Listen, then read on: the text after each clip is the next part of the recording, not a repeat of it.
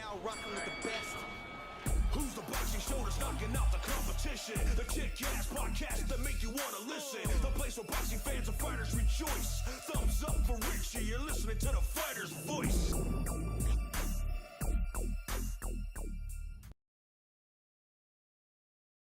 Good evening, ladies and gentlemen. I'm your host, Richard Ortiz, and welcome to the Fighter's Voice Knockout Podcast. We got a great show for you this evening. We got with us by way of Zoom with a record of 34 wins, 2 losses, 2 controversial losses, and, one of the kingpins in his division making a run for that 140-pound title.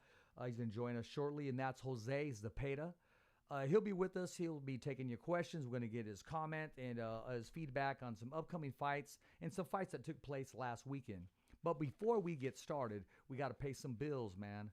I want to thank our sponsors, and this entire show is sponsored by criminal justice attorney Miles Harris, located in Fresno, California.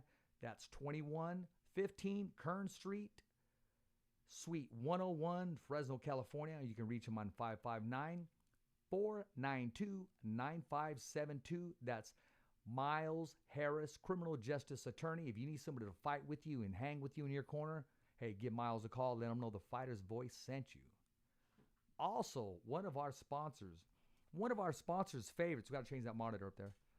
One of our sponsors' favorites, man. I mean, if you need some ink, if you're getting ready to jump in the ring or go to the beach or the MMA cage, you want to look good, man, and just be able to express yourself. That's Red Wave Tattoo and Art Gallery in Fresno, California. It's located at 7277 North Blackstone Avenue. His number is 559-439-7256. Ask for Rico. Let him know the Fighter's Voice sent you, and he'll take care of you. Now, also, you're having a long day, man, and or a tough workout, and you just need a rebound. It'll be time to rebound with Pound for Pound CBD line. That's CBD gummies, gel, caps, oil, and the cream. And if you want to order yours today, go to www.pforpcbd.com. That's www.pforpcbd.com. That's Pound for Pound. And I'll tell you, man, once you take it, you're going to be able to rebound. You're going to feel a lot better, be able to sleep, relax. And if you find an injury, it's going to help you with the pain and just give you some peace and comfort. Now, speaking of peace and comfort, man, I'll tell you, everybody in the 140-pound division, I don't see him with any peace and comfort. Because right now, we have an undisputed champion in Josh Taylor who defeated Jose Ramirez just not too long ago. But here's my thing. The 140-pound division is full of dogs. It's full of animals. It's full of fire. I mean, you got your Arnold Barbozas, your Regis Prograis, your Mikey Garcia's now moving down there. Tank Davis is talking about moving up in there. Teofimo Lopez has mentioned, hey, it's time to move up. But let's not forget about our guest tonight, Jose Zepeda, who's not just making noise, who's been in the fight of a year, has been in a dog war, and he was able to come out victorious and made a statement in the 140-pound division. Ladies and gentlemen, our guest tonight, Jose Zepeda. How we doing, Jose? Good. Hello, how you doing, man? Thanks for having me here. Jose, I got kind of tongue twisted because I was going to say, Chon, what does that stand for? Is that for Chingon or what? No, my middle name okay. is kind of funny and long, Encarnacion. So in Mexico, they call them Chon. There you go, man. Okay, I just wanted to make sure. Man, Jose, you could have, after, and we're going to talk about some of those losses that in my book were very, very close. Arguably could have gone either way. I mean, you can make an argument that way. So knowing that you needed to make an impact because of those 2 losses that were close, a lot of people sometimes remember a fighter from a loss instead of their victories, as you know this. But you made a statement last year and leaving it all in the ring. You were in a knockout, sock'em, toe-to-toe war, and you were able to come out victorious, still have your faculties, come out healthy. Tell us about that victory, what it's done for your career as far as putting you back in the top 5, top 5 rather, and being able to make another run at a world title. Yeah, that was probably the most significant win of my career, I believe. Fight of the year, and it was actually when I fought Ivan Berenchik, he was the number 3 in the world by Box Rec. I was number 4 in the world. So you don't get to see that a lot, not even when champions fight. It was a number 3 against the number 4 in the world. So that's why it was such a good fight. Exactly, Jose. Don't you? Isn't that what boxing needs? I mean, instead of like number one fighting the number 9 guy, the number 2, fight the number 1, or the number one's in line for a title shot, fight the number 3, et cetera, et cetera. Back in the day, they should be able to climb.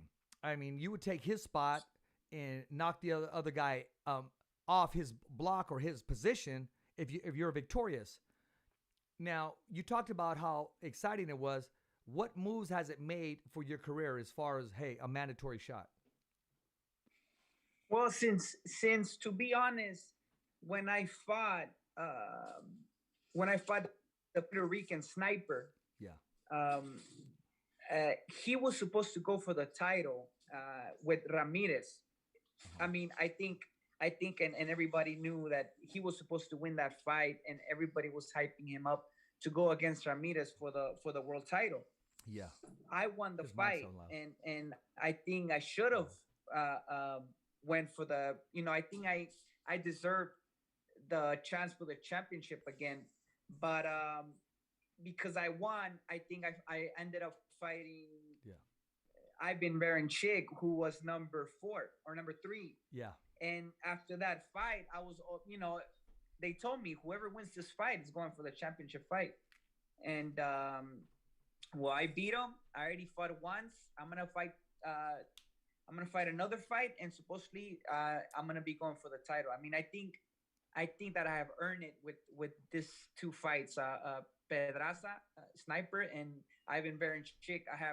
I think I deserve it already. I mean, I have a few fighters that been calling me out to get the belt, the silver belt, and it's good, I like that. But at the end of the day, like, hey, I'm looking towards the championship, the WBC championship, which was promised to me 2-3 fights ago. Well, hey, let's talk about that. Who are these fighters that are calling you out? Who are these fighters that want the smoke? Who are these fighters that want to share the ring with Jose Zepeda?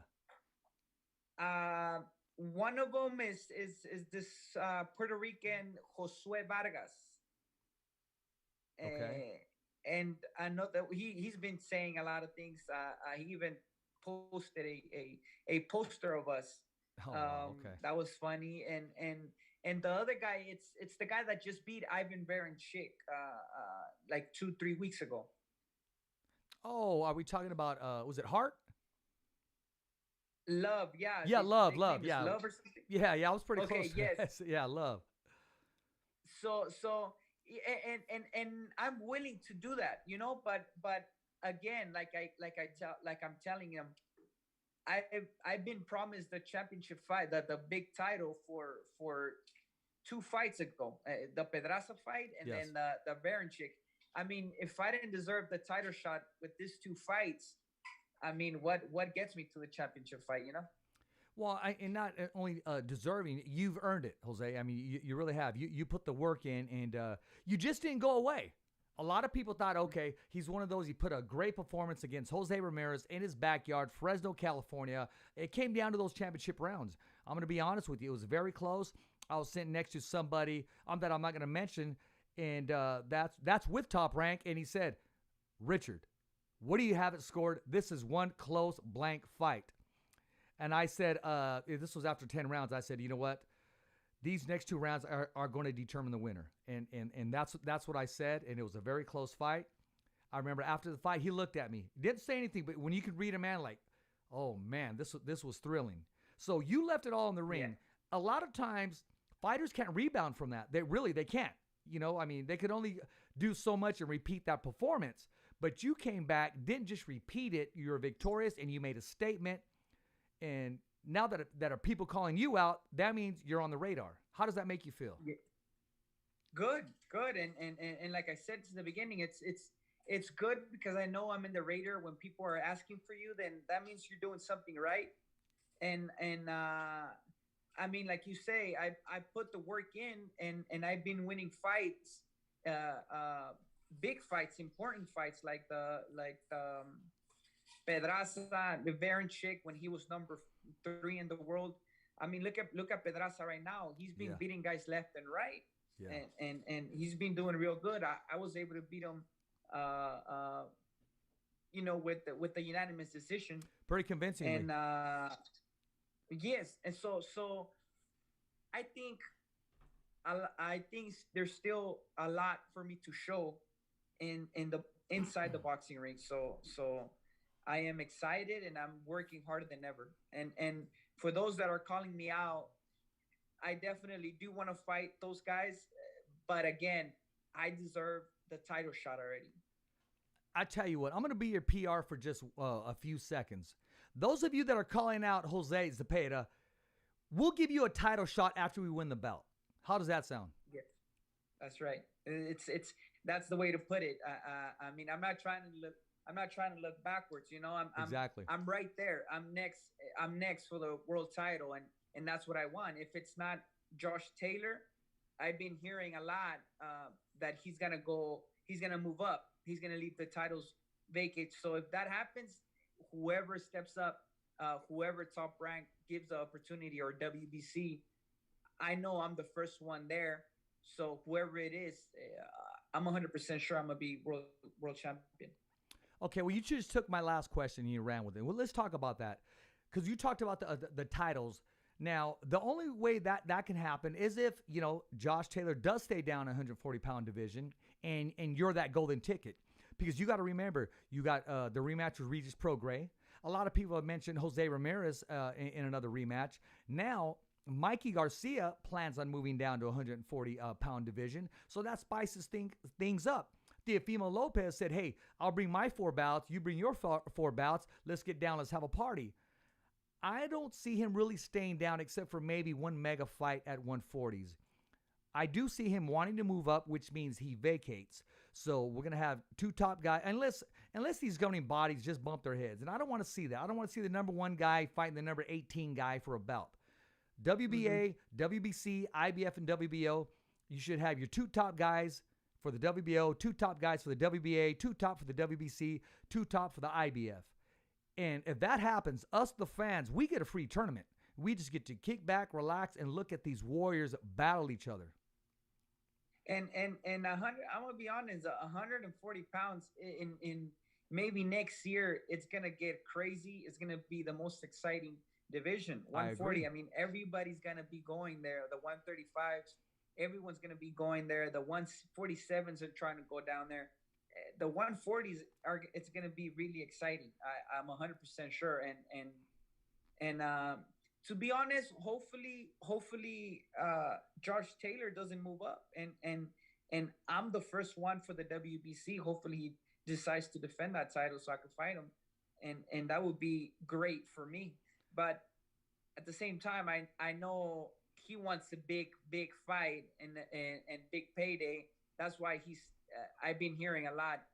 He's trying to go up to 147 for Terrence Crawford, which that's a big fight and a big money fight. Okay, well, let me shake something up now. Let's not. Okay, Bud Crawford, he may be wanting to go up to 147 and fight Showtime Sean Porter, because somebody needs to tell Sean Porter that Bud Crawford already has a date set, because when these 2 guys fight, Sean Porter's a dog. He's gonna bring it. You may hear in new after these 2 guys share the ring. I just had to throw that out there. Sean's a friend of mine. Me and Bud, we're cool. But Sean's a hardworking man. But I know where you're going with it. I just had to spice it up just a little bit. Yes. Okay. Let me see what I can do here. Okay, say Josh Taylor, he moves up. So we'll say for 1 bout, let me see, I'll put Teofimo and Jose Ramirez. I'll let them fight for a bout. The next bout, I'll put Mikey Garcia and Regis Prograis. How does that sound? And one of the bouts, I'm going to put Jose Zepeda, and then we'll cross it. I don't want to put Arnold Barboza because I know you guys are friends. Maybe we'll meet when there's an extra 0 at the end of that check. So I'll put Jose Zepeda against, okay, I'm just throwing it out there. Ryan Garcia, okay, because he moves up to 140. And then Arnold Barboza against Tank Davis for a belt. Okay, we'll just say that. And those are huge fights, man. Yeah, those are badass fights. They are, and that can happen. Mm-hmm. Yes, it's possible because I mean this guy's like Ryan Garcia. Yeah, he's a big guy. He's a big kid, and big I kid. don't think these guys are gonna be making 135 for a long time. In boxing, we all know that's the hardest thing to do, to make weight. And like I say, Ryan Garcia, he's what, like 5'10"? Yeah. So these guys are big guys, and it's pretty. It's gonna be exciting. The 140 in next year. I'm not gonna go too far. Next year already, it's gonna be an exciting. You know who you're missing? That's also talked about going to 140. Devin Haney. That's right. Right. Devin Haney. That's another guy that could be there for the grabs. Excuse me. I agree with you. Absolutely. Devin Haney, he has a big frame, and he does have plans. And he's called out Jose before, and I believe he's called, well, him and Teofimo go back and forth. But he's called out Jose before, which means he does plan on going out to 140 pounds. And, I don't want to forget Devin Haney. I know there's maybe one or two left out there, and, hey, don't want to offend anybody, but this is boxing, man. You're always going to offend people, man, when you talk about the sport. Even if you mention their name, if you didn't mention them first, and nobody likes being called second, but it is what it is, man. So here we go. That's what I see happening. Now, if you don't get the golden ticket and Josh Taylor, I see the bouts being vacated. I just hope they do the right thing. I mean, I don't want to see Devin Haney fight for a bout against some guy working at Walmart for a belt or something. I mean, because sanctioning bodies do crazy things like that because they want to make sure this person has the bout. They represent them correctly. That's the politics of boxing. But there's no ducking and dodging with all these dogs out there, all these bobcats, all these warriors getting ready to destruct and destroy. You're looking for something crazy to happen in the 140-pound division. Yeah, and it's gonna be too hard for the organizations to pull people aside, like myself, like Arnold Barboza, like Pedraza, who won the shot again by beating 2-3 guys out there, and it's gonna be too hard to pull them aside. Like we all top 5, so it's gonna be very interesting if the 135 pounders, the stars, like Ryan Garcia and Devin Haney. It's gonna be a very, very good 140 division. Oh, it is. It is exciting. Absolutely. I want to look back. I just want to look back, and then I want to move forward. I was there sitting, covering the fight when you fought Jose Ramirez. How did you see the fight going? Did it go exactly as planned, except for the outcome?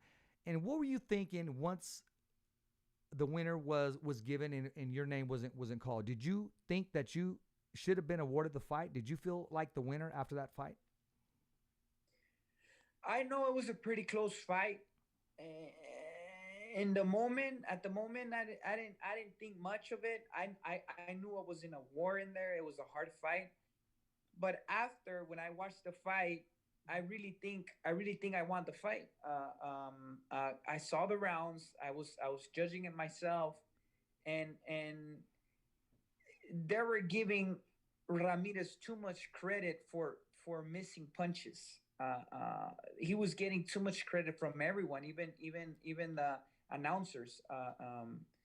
And I was like, why are these guys saying this and that? And I mean, he's clearly missing punches. He was throwing a lot, yes, but he was missing. So after watching the fight, I really believe in the judge cards, I should have won.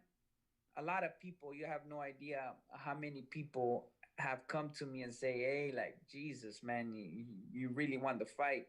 At least being good for him, a draw. But I understand we were in his backyard. I understand the champion's the champion, and you have to go take it away from him. So, and this happens in boxing. It's not the first time, and it's not going to be the last time something like this happens. We see it all the time. Mm, Next time, I don't, I just think next time I have to go in there and give it 110, 120%, and give it all, man. Don't leave anything inside that ring. Well, that can possibly happen. I mean, that's an easy fight to make. You're both with top rank. If Josh Taylor does vacate, I mean, you guys could possibly be matched up again. One, we get the rematch a lot of fans want to see. And two, that opportunity for a world title. So Yeah, you never know. 100%. And if it does, what will you do different this time without giving too much away? Just be sure of myself. I know that the last, maybe that when started the 7, 8, 9 round, I gave him a lot.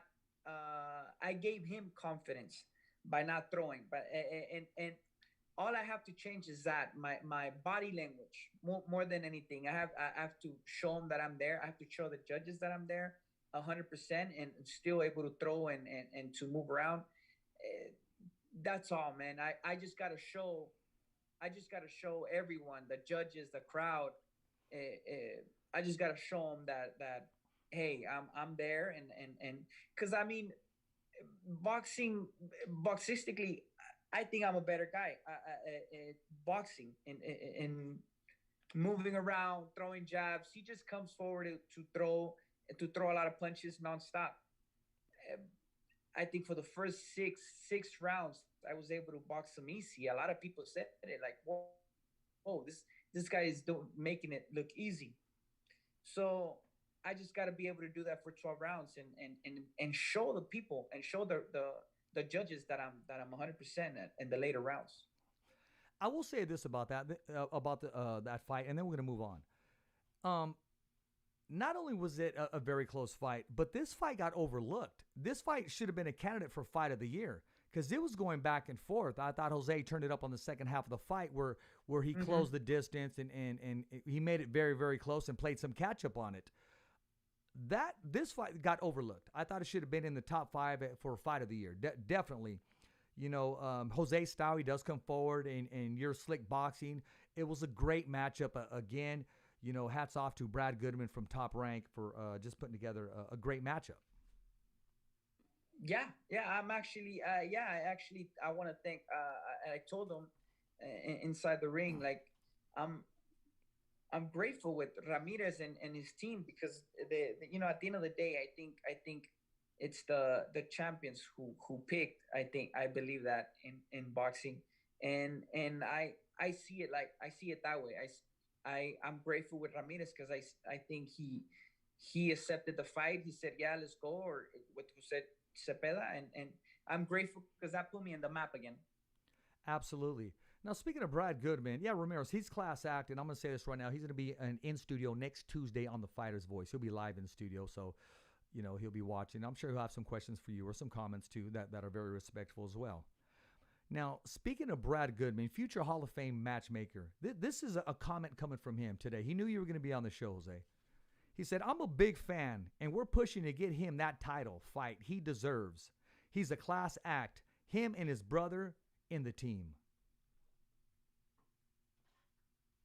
Man, it's good to hear. It's good to hear that, man. I'm glad people. I've been fighting for top rank maybe my last 5 fights, and my whole team is getting along with them. We're happy with them. I like the way they treat us. It's incredible, man. And I'm happy to be fighting for them, and I'm happy with all their staff, man. Everybody's really nice. We get along really good, and I hope to keep fighting for them, and yeah, I hope that's my dream, man, to become the world champion. And if it's with them, it'll be very nice, very very very satisfying. Now, we got another a questionnaire and some comment. This is from Hall of Famer Lee Samuels. He said, ask him, what was it like growing up in Southern California? When did he begin boxing, and who was his trainer? I began boxing because I remember I was in Mexico. I was watching the fight, Julio Cesar Chavez against Oscar De La Hoya, the first one. That was the first time I saw a fight. It was very exciting. It was very sad at the same time because Julio Cesar Chavez in Mexico, he's the legend. Yes. So he got all beat up, and after that, for some reason, my thinking was like, man, I'm gonna grow up and I'm gonna beat up uh, Oscar De La Hoya. I'm gonna be the one who avenged Chavez, right? So after that, I I told my parents, hey, get me into boxing, and I think at the age of 10, I started boxing.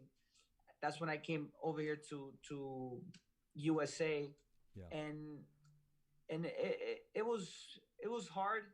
It was hard being here, living in the USA, because when you don't speak Spanish, I mean, sorry, when you don't speak English, when Spanish is your first language and you don't speak English at all, everything it's twice as hard, man. And it took me a while to get used to it.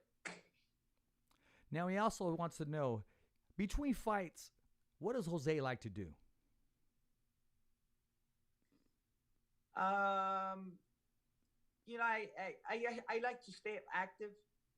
I don't like to take too much time off, because at the end of the day, this is the only thing we do, and you can't be at the house all day just watching TV or anything. So I like to play sports, softball, soccer. I like to stay active doing sports. That's mainly, and spend time with the family. Maybe go to 1, 2 trips. That's very nice. Going out with the whole family, and stuff like that. It's most than anything, I like to stay active in other sports. Well, I mean, Lee Samuels, he's a very nice man, and he'll pick and choose his questions. So the fact that he commented and asked a question, that says a lot on his thinking and what he thinks of you, Jose. Yeah, man, I'm glad, and that's nice to hear, man. I'm excited. I'm excited to fight for them again. Well, here at the Fighter's Voice, man, a lot of fighters, they'll call in or they'll call out fighters. And, I don't like, if they're going to call in and them to get rude on a fight, I don't think any fighter thinks that, hey, Richard, I'm on the show, and then you have this guy say something or that something. But things just happen. Things just happen naturally. Now, talking about calling each other out, I got a question today, and it's coming from Regis Prograis. He knew you're going to be on the show. He watches you. He admires you. Another southpaw. He says, is he going to stay at 140 pounds or what? And just tell him, I think me and him would be one great / hell of a fight. I think so. I think that's a great fight.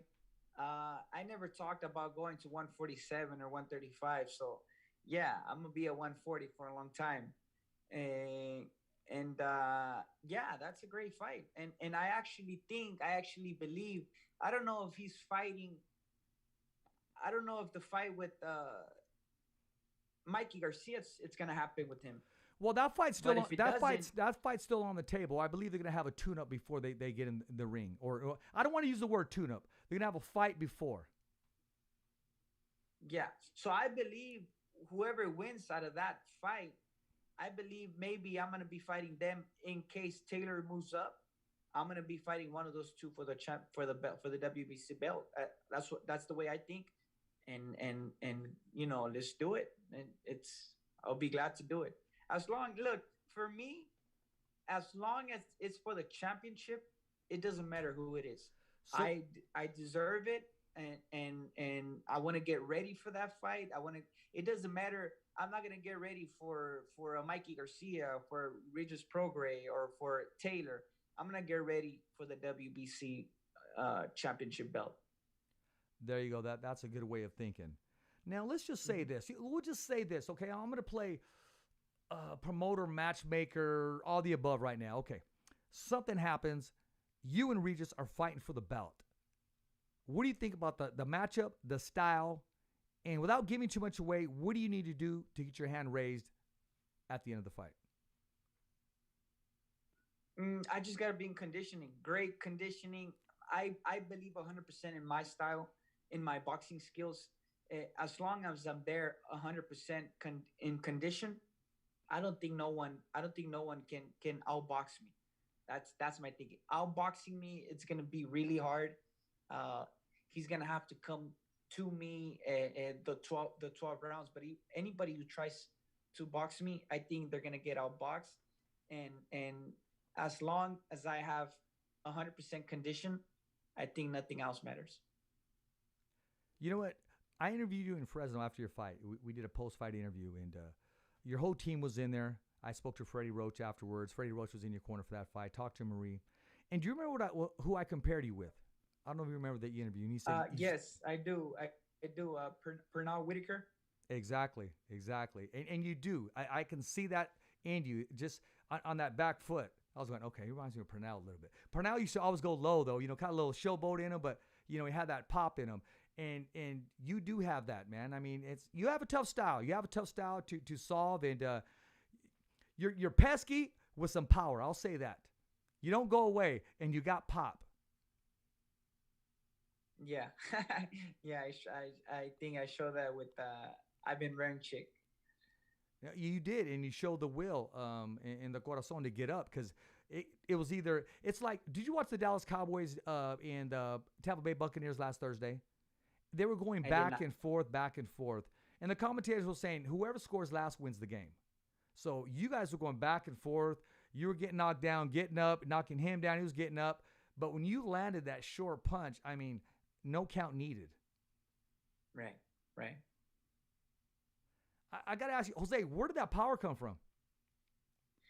No, it's been there. It's been there all along. But I like to be sharp in my punches. But with Ivan Baranchyk, I was just throwing with everything. I was throwing really hard, kind of wild. Not kind of wild because the fight was just wild. But when you throw wild punches, of course you hit harder than when you just throw sharp punches, straight punches. And nobody's ever seen me throwing like that. I'm always doing like sharp punches. So yeah, I have power, and if I need if it comes to that, if it comes down to just throwing wild and throwing out, all out, I have a lot of power. You do, and you show that. Ivan Baranchyk, he's been named at possibly Mikey's next opponent, Mikey Garcia's, before he takes on Regis Prograis. I didn't know that. Well, I don't know if you saw he fought already. Yes. Baranchyk against Love. I don't know how good he is now. He needs to. I think Ivan Baranchyk needs to double check if he's still gonna be fighting or not. It's been two bad knockouts for him. Yeah. Or he got hurt last fight too. So he needs to think about that and I don't know. Maybe he shouldn't be. I don't know. Maybe you shouldn't be going with the hard fight. Just getting knocked out last month. Yeah, I think they need to do an evaluation on both him and his team and just sit down and evaluate exactly what's your next move and what's best for you as a human being. So speaking of that, I have some notes that I wanted to cover, and I'll just get in the middle of it. We talked about that, a bad knockout, and what it does for an opponent. Sometimes they got to reevaluate themselves, get checked out. Evander Holyfield and Vitor Belfort. What was your whole take on that fight? The legend, Evander Holyfield gets stopped in the first round. Was that good for boxing, bad for boxing, or is boxing now just out of control? What's your take on that? I think boxing is out of control. I think now, you know what? It has its cons and its pros. It's good that everyone now wants to do boxing, even the TikTokers, YouTubers, yeah, and already like Oscar De La Hoya and Holyfield. It's good that all these guys and I think boxing is getting bigger and bigger, but like people like Holyfield, people like I'm gonna go. I don't know if I'm gonna go too deep on this, but no, go for it. Pacquiao, I think they should think about their health, and they should have their team. They should have a good team to tell them like, hey, that's it. Like boxing is not for everyone. And once you get, somebody said it in a comment, time is still undefeated, and Yeah. with that fight and with the Holyfields, explaining that hey, nobody, with time, you don't mess around with time. You get older, you get slower. No reflections. Time just doesn't go in vain. It's hard, and then boxing is it's already hard for young people, for anybody, even more when you're already older. It's bad. I just think they should think more about their health than anything else. You're absolutely right. I looked up Box Rec, and Father Time is undefeated. I mean, hasn't Yeah. lost. Father Time's always winning. There was another fight that was on that card. It was Tito Ortiz against Anderson the Spider Silva, who's made the transition from MMA to boxing. If you had a chance to watch it, and what's your take on him? This is his second victory in a row. Prior to that, he had a victory over Julio Cesar Chavez Jr. I mean, it's cool. It's good. If he was a, I don't know if he's not that bad at boxing, and as long as he keeps fighting, he's average. He's average, not like a professional boxer that is in his prime, Yeah. and that's been knocking everybody out, like maybe Golovkin. As long as he's picking the right opponents, and they're matched. As long as they're matched, it's all right. It's good for boxing because a lot of people are watching it, and aside from that, we all know that there's boxing for reals, and that's the young people. That's the guys that are ranked. This is only their fights are only like for I don't want to say Entertainment. circus, but it's entertainment, exactly. Just like the WWE. I mean, why not? As long, like I say, as long as they don't try to jump that line and go against somebody that's in his prime, and in for reals in boxing. Well, you know what? Boxing is going north, south, east, west.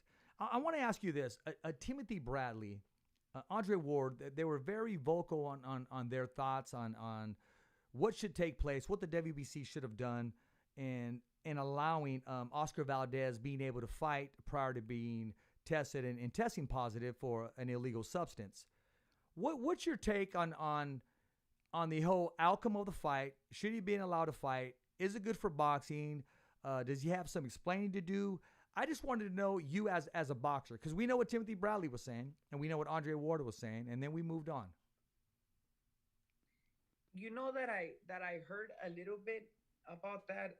I'm not too familiar with what happened there exactly, so it's hard for me to comment. Okay.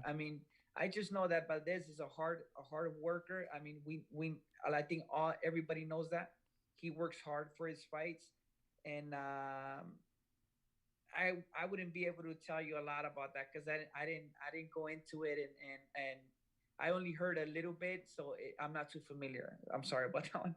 No, not at all. Actually, I'm a fan of his. I follow him. Guy has a crocodile, crying out loud, as a pet. Yeah.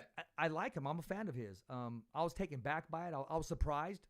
I can't say disappointed because I'm not authorizing it. I'm not sanctioning it. I was just kind of in shock. When I say disappointment, it's like I truly believe it. I just think that we need to be clear cut on the tests, and and take it from there.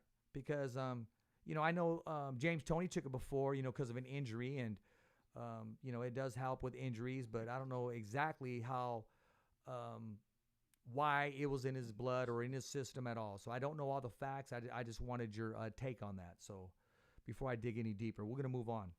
Now, Evander Holyfield, and we talked about the legend, and then where fighters are going. I want to ask you, there was another fight taking place. A young, undefeated fighter, top rank, Gabriel Flores Jr., who surprisingly took his first loss. Now, I'm not going to talk Mhm. about, the father and son trainer or what have you. I got my views on that and my differences and my pluses and my minuses, et cetera, et cetera. That not just with them, but just the father and son trainers that work together. Some can make it work, some can't. I know that they do have a strong bond together, and that's all that I will say about that. But I wanted to ask, do you have any advice for young Gabriel Flores, who at one point you were an undefeated fighter before you took your first loss? Mhm. What advice do you have to give to a young fighter when they suffer their first defeat? Um, I think more than anything, hopefully he has the right people around him, because that's what helped me, having the right people around Yeah. me and telling me that I deserve to be there. I deserve the championship fight. I have what it takes to be there. I believe he has what it takes. Um, I believe he can bounce back. I think anybody can. Uh, um, if it was a bad night, hey, let it go and move forward. But most importantly, the team that you have around you is the one that's gonna get you back up, or or or or are they gonna let you down there? It's mostly the people that you have around you. That's what, like I said, that's what helped me a lot, to believe in myself, to keep going, to bounce back, and here I am. I mean, just look at the fight and go over it and see what you did wrong, and that's it. I mean, there's always someone. There's always someone that can come and beat you anytime, but get back up and work your way to the championship again. When especially if he's already signed with Top Rank, eh, he has what it takes. He has what it takes. So he should bounce back and try and keep working. That's all I could tell him. Well, the kid's been nonstop training, nonstop working, like every other fighter that's dedicated. I think right now some rest do him very, very well. Now, Yes. Oh, 100%. Uh-huh. I'm going to move on. Clear his mind, and yeah, and start back up. He has the help. He has the biggest promoter, the most promoter at Top Rank. So yeah, he has everything, man. He has everything. He does. He does. I'm going to change things up right now. I'm going to give this guy a hard time, man. I'm going to put him on the hot seat, and he's not even on the show. I'm talking about manager, advisor, Rick Meridian, who manages Jose Ramirez. I mean, the guy's a hustler. He's always going. He's always on fire. I mean, the man sleeps with one eye open. Recently, he put on his Instagram. I mean, this guy, he just came up with one of the first football helmets ever in the world, belonging to the Los Angeles Rams. Do we have that picture? We can pull it up, Mateo. We're gonna pull it up right now. And I'm always joking with him. I mean, because he's always doing stuff out the box. And I inboxed him and I said, "Hey, do you have the black bag that belongs to OJ?" I should have asked him, "Hey, do you know who shot Kennedy?" I mean, because he finds out these things. There he is. It's a picture right there. Rick Meridian holding one of the first helmets ever made in the NFL with the logo. I believe it's the first one with the logo. Right. I don't know how this man got it in his hands. I mean, he had back in the day, he had what was it? LeBron James rookie card, and it was later on. I mean, he sold it for a certain amount, and then later on it doubled, tripled, I believe, a million something. And at one point, he also had it in his hands. Now, speaking of something, Right. him always coming across things. I mean, the guy's a hustler. When I say hustler, that's a good thing. Not a con man, because a con man is a fake. A hustler is somebody that continues to hustle and make good for themselves, man. When you see a man like that, that's involved in boxing, what goes through your mindset, man? I mean, because I know you think about life after boxing too.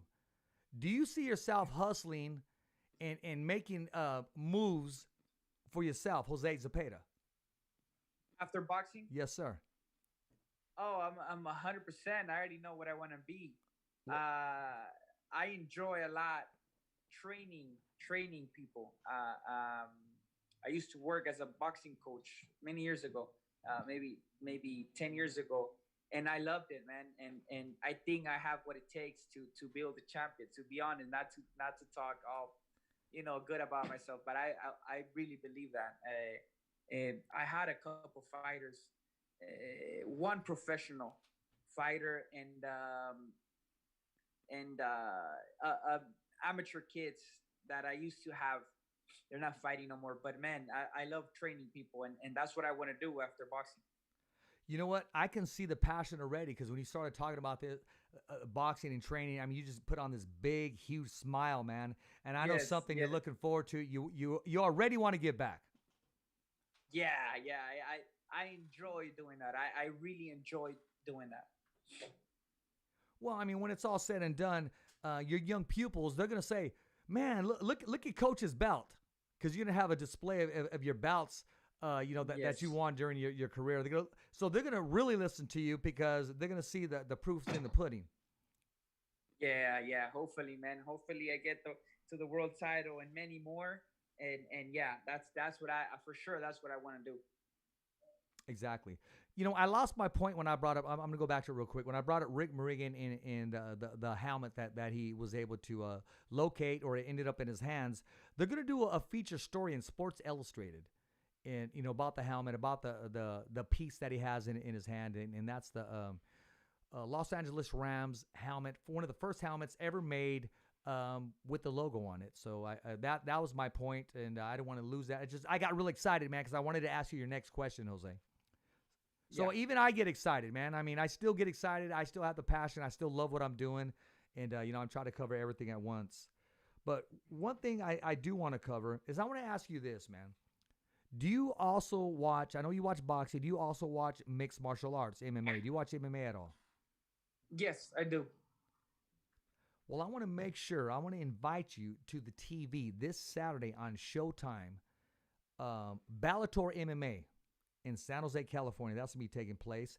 And one of our guests that we just had on the show about 2 weeks ago, Big Al Gonzalez, he's going to be on that card. And, he's going to be bringing everything that he has on the table, representing Fresno, California, representing the MMA world, fighting for MMA, Bellator MMA. I myself and our team are going to go down there and cover the fight. So we don't just do boxing. We do some MMA as much as we can, but it's been too far fetched. I mean, a long drive, and it's been really out there. Okay, I'm pulling up a picture of Big Al. He's fighting this Saturday, Showtime, Bellator MMA. My man, you got to watch this fight. You got to check out Big Al's fight. He's a fan favorite. He has that corazon. He has that desire. Sometimes when he goes to the airport, they stop him because they think his balls are made out of steel. I mean, he leaves everything in the cage, man. Nice. Yeah, it's good to. Yeah, I like it. I watch. I many of the UFC fights, and yeah, I'll make sure I watch it. Yeah, this Saturday in San Jose, the Fighter's Voice will be there at the fights, covering the fights, and trying to give the best post-fight interviews that we can as possible. I just got to give my man a shout-out because, a lot of times, even your fights, Jose, I don't want to just have you on the show and then I never show up or I'm never there. It may not be the next one, but it'll definitely be that title shot. I'll tell you that. When you do fight for that belt, I plan on being there and covering that fight and getting that post-fight interview and, with that strap over your shoulder, man. And that's what we look to see. Yeah. That's what we want to find you doing. Hopefully, man. I'm working hard for it, and I believe it's going to happen. I'm at 32 years old, and I think this is I'm in the prime. I'm in my prime. So this is it, man. This is it. Well, we're looking forward to it. And check this out. Look what I got in the mail. I just want to brag a little bit. Boom. What you know about that right there? I can't see anything. Oh, okay. Well, it's a Ring magazine, and it's they're looking at the Leonard versus Hearns, the showdown that took place 40 years ago, man. I just had to pop that up there. Wow. Giving Ring magazine a shout out, man. We should hit them up for a sponsor or something, since we're giving them some. Yes, sir. Yeah. So actually, check this out. What I'm holding up right here, you don't see, and it's one of our sponsors. You see this water? It's a water bottle with no label on it. If you're not going to pay us, we're not going to advertise for free. So that's basically what that is. But we'll put the logo on it if they're going to help us out. Now, Jose, how do we follow you, man? How do we become a subscriber to your channel? To get on the Jose Zepeda bandwagon, man. I mean, What's your IG? What's your Twitter? What's your The only thing I Facebook? really use my IG, and that's Jose Chon Zepeda, just like that, Jose Chon Zepeda, and that's where I mainly put my workouts. I'm always posting stories on my workouts, and just clips, little clips, and everything that's going on with me, and soon I'm gonna give a good I'm gonna have good news for all my fans about a good fight, a fight that's coming up. Well, when you do that, you got to hit us up. You got to drop the news here on the Fighter's Voice, man. We'll make it happen. Yes, hopefully it's a done deal, and for sure I will let you guys know. Awesome. Look, man, I'm trying to ignore these questions that I'm getting right here, but this one, okay, this is the third one from a different person, and I'm going to go ahead and ask you this, okay? It says, ask him about Arnold Barboza. Why will they not fight? Are they really friends? And how long you been friends with him? I known Barbosa for a long time now. We used to spar a long time ago. I know his dad. It's not that we're not gonna fight soon, but I believe he's ranked really high for the WBO. I'm ranked high for the WBC. I truly believe that Arnold can be champion at WBO, and I think he can become a big star. I'm planning on doing the same thing. I'm planning on if I win the WBC, I think I could be a big star. And at the end of the day, hey, WBO against WBC, that could be you're talking about a how do you call it, unification absolutely fight. And a great matchup. And that makes sense. Yes, we're friends and everything, and but that makes sense. I think it's happened before, right? When two friends get inside the ring. Absolutely. And yeah, but right now it's like I say, there's a lot of people that been calling me out, and what I'm looking forward to is the belt, the WBC belt, because again, I know I said it 3 times already, but I deserve it already. I fought the Puerto Rican Pedraza. He was gonna go for the title if he would have won that fight. Yeah. I didn't. I think Ivan Baranchyk, that was a number 3 against number 4. I should have went after that fight. I should have went for the WBC, but I didn't. Now I'm fighting one more time, and hopefully it happens. And then I have to go for the WBC. I cannot be making all these hard fights for nothing. No money, Exactly. nothing. It's not. It would be unfair for me. Well, I think I have earned it. And well deserving. I agree with you. I really do. One thing I will say is, Jose, you always put on a show, man. I mean, you never leave anything in the dressing room. Even on a bad night that you would give yourself, the fans are satisfied. We're satisfied. And that's why the Fighter's Voice brings all the top dogs on the show. Yeah, no, thanks for having me, man. I'm glad to be here, and you're gonna see a lot more of me pretty soon, and maybe next year, early next year, I'm gonna be going for the world title. That's for sure. Well, I'm going to make sure I play this part back right now, because I'm going to put you on the hot seat. You may not even call it the hot seat.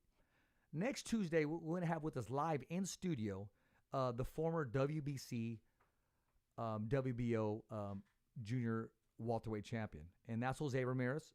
He's going to take his first interview since his defeat with Josh Taylor. We get the privilege of having that. Mm-hmm. Do you have any questions or comments for Jose?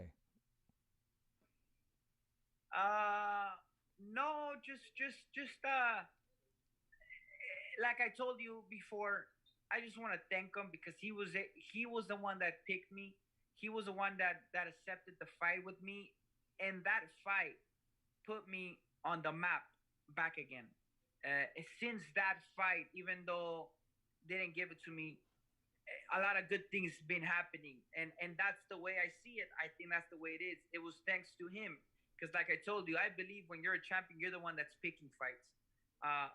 Regardless of anything else, and I truly Um, uh, I wish him all the best.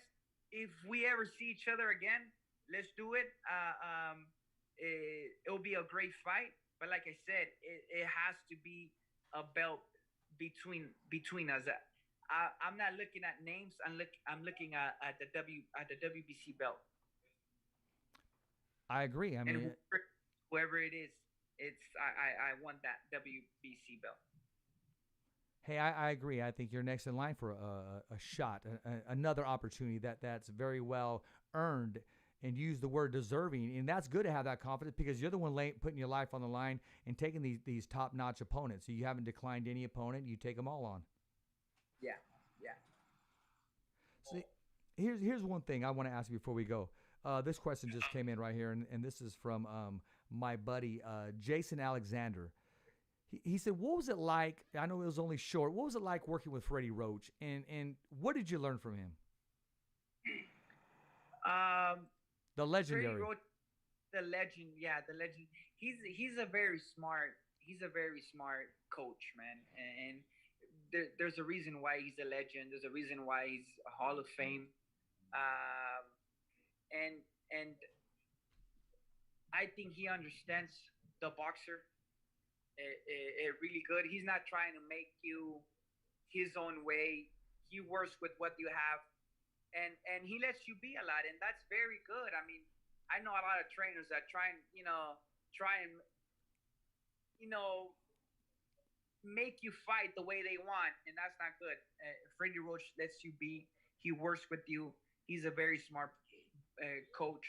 He knows a lot, and I'm just, to be honest, just working with him for the first time, second time. It gives you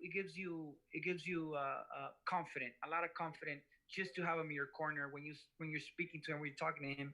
You just know you have somebody that knows in your corner. No, exactly. And I remember the way that fight went down. I was looking at both fighters, the way they were matched up, and then I looked at the corners. You had Robert Garcia, who is going to be a Hall of Famer, and then you had Freddie Roach. I mean, boxing doesn't get any better than that. No, you're right. Yeah, it was a very interesting fight, and good thing it was a great fight because it was two big coaches, and it was a great fight. It was, and it lived up to all the hype, all the expectation, man. Listen, man, I want to thank you for being our guest. I want to thank your brother, Renee.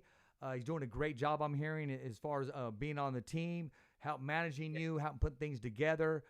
Your sparring partners, man, because I was talking to some on the phone, and they believe in you, man. You got a great team that believes in you. Yeah, I do, and that's why I'm still here, because of mainly my brother, my coach now, and yeah, we're gonna make it. I 100% believe we're gonna make it. We're gonna get that title. And just to let you know, I had Arnold Barboza on the show, I want to say about a month ago, and he said the same thing when your name came across. Had nothing but respect and kind of like, hey, man, if we're going to fight, there's definitely going to be a belt on the line. It's just not going to be just a fight just to fight. I mean, that happens all the time. It's definitely going to be a unification belt and put an extra zero behind our checks, both of us. Yes, 100%. 100%. Well, listen, man, you're a class act. Me and you, we could talk boxing all day long. We can even garage talk boxing all day long. But one day I do want to, I see number 10 in the background there. That's my son's favorite number, so I know he's watching the show as well. I do want to sit down one day and just watch a fight with you, man. Pick your brain a little bit, see what you're thinking and check out your analyzing skills. Yeah, 100%, man. Hopefully soon. That sounds good, man. Hey, I got to ask you one tough question, man. What is the hottest podcast in the world? That's you, man. The fighter's voice, man. The only voice that matters. Boys, exactly. I mean, this is the only podcast I've been in, man, and I thank you a lot, and hopefully I can make it again soon. Absolutely, man. I'm looking forward to having you back, and you're a class act, and we'll talk about that title shot in the big fight that you got coming up, man. All right, you got it, man. Thanks a lot for having me. Hey, my pleasure. What I'm going to do is I'm going to get your address from your brother, and I'm going to send you an official Fighter's Voice t-shirt like the one I got on right now. So you can wear it, feel good, man. I appreciate the support. That's right. Thank you for subscribing. And all those that have watched the show and subscribed on our YouTube channel, that's www.youtube.com/thefightersvoice. Remember, every fighter got a voice, and so do you. It's a wrap. Thumbs up for Richie.